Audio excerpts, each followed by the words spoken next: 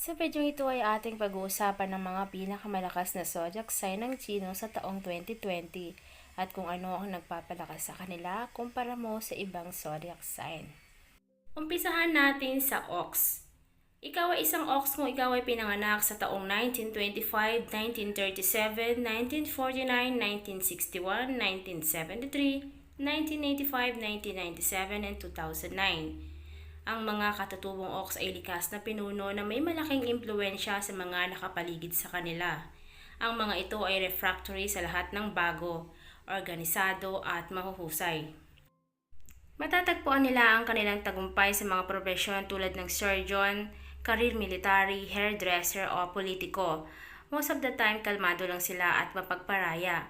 Ngunit meron rin silang mga sandali nagpapalabas sila ng isang dictatorial na paraan. Sila ay masigasig at mapanlikha. Sa taon ng Metal Rat 2020, ang mga katutubong zodiac sign na ito ay may possibility na itaguyod ang pambansang exclusivism at hindi pagpaparaan. Sila ay napakabokal sa politika at nahihirapan silang tanggapin ang mga bagay ay hindi palaging naayon sa kanilang kagustuhan. At ang ating sunod na malakas na zodiac sign ay ang Tiger. Ang mga taon ng Tiger ay 1926, 1938, 1950, 1962, 1974, 1986, 1998, and 2010. Ang mga katutubong Tiger ay madamdamin, matindi at mapagkakatiwala ang mga nilalang at ang mga katangiang ito ay eksklusibo na positibo. Sa taong 2020, ang mga taong ipinanganak sa Tiger na zodiac sign ay madaling humanga, emosyonal at madamdamin sa pag-ibig. Kadalasan ang mga ito ay may posibilidad na hayaan ang kanilang mga sarili na madala at maging matigas ang ulo sa itinuturing nilang mabuti. Sa pangkalahatan, ang mga ito ay tinuturing ng mga rebelde. Ngunit sa pangkalahatan, ang mga Tiger ay mahuhusay sa mga posisyon sa pamumuno o sila ay higit sa orihinal, hindi pangkaraniwang mga profesyon, explorer, racing driver, matador, barman, or inventor. Ang mga ipinanganak sa mga taon ng Tiger ay napagbigay at matulungin. Isinasaalang-alang nila ang nadarama ng ibang tao at inaalok nila ang kanilang tulong sa tuwing ito ay kailangan. Meron din silang malayang pag-iisip at merong pag-uugali ng magkapasaway. Sila ay laging naghahanap ng kasiyahan at kalayaan.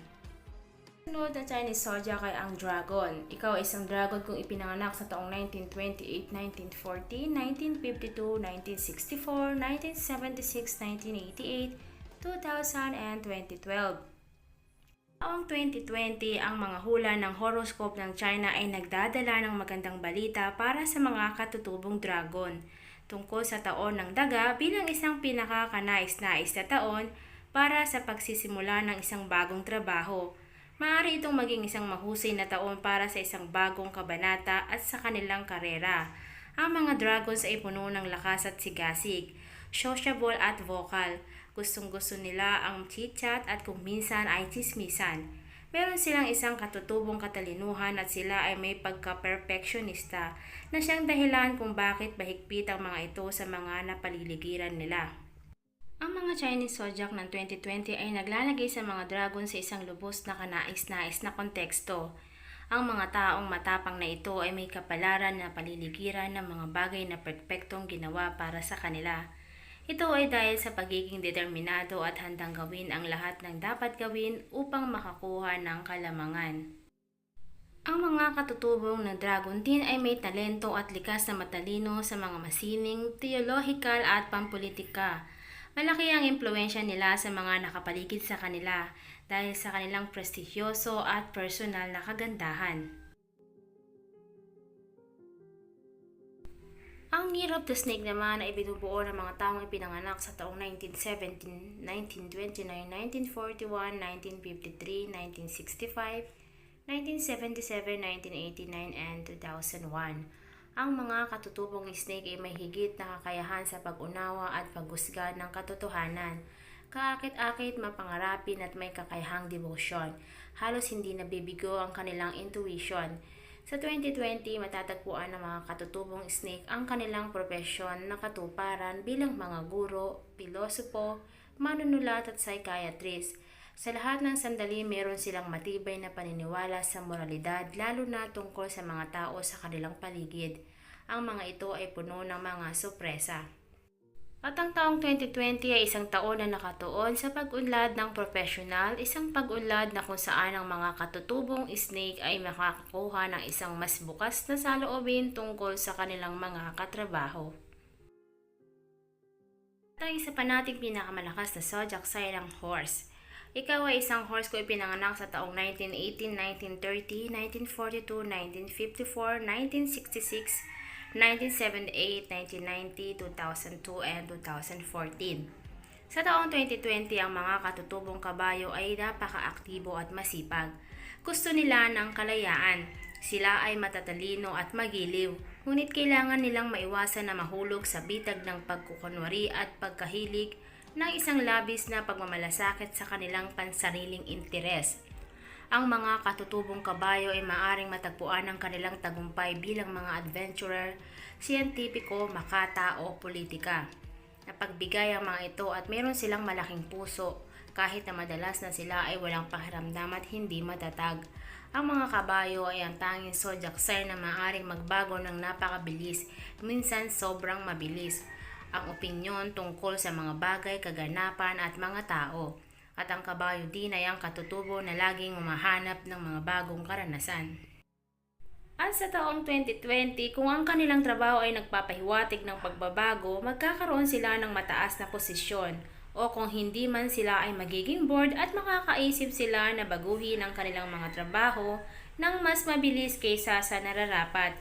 At sa buong taon na ito, ang mga taong ipinanganak sa horse zodiac sign ay magkakaroon ng likas na ugali na manipulahin ang mga sitwasyon na ang layunin na makuha ang nais nila.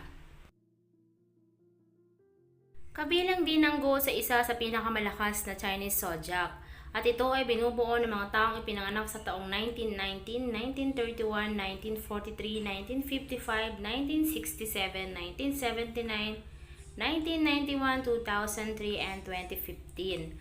Ang 2020 ay isang kamanghamanghang taon para sa mga ipinanganak sa ilalim ng Goat astrological sign.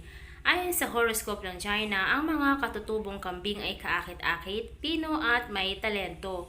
Ngunit madalas nilang ipinapakita ang kanilang hindi kasiyahan kapag ang mga nasa paligid nila ay nagkakamali.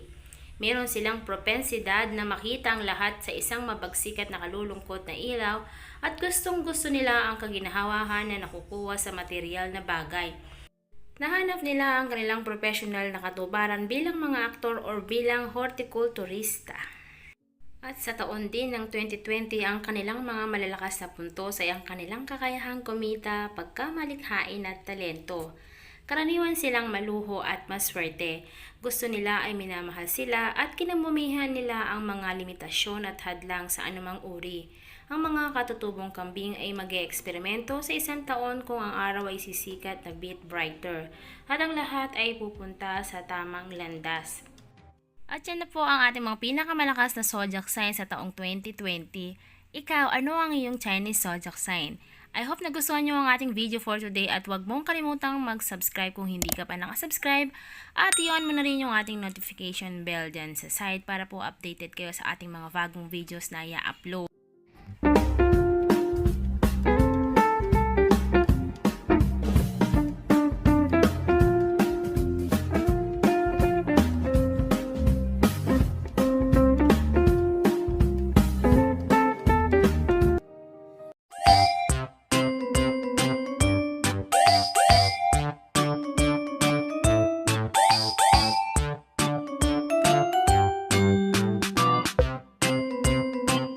Dati ang aking buhay ay kulang sa sigla. Gandang taglay ko ay hindi nila makita. Ngunit nang ikaw ay makilala, ang beauty ko'y nililingon na. So pick and pack, shop till you drop. Sa isa shop, gaganda ang buhay. Pick and pack, shop till you drop. Sa isa shop, mundo'y magiging makulay. So pick and pack, shop till you drop. Sa isa shop, gaganda ang buhay. Pick and pack, Shop till you drop. Sa Easy Shop, mundo'y magiging makulay. Mundo'y magiging makulay. Easy Shop. Life is worth living. Easy Shop. Life is worth living.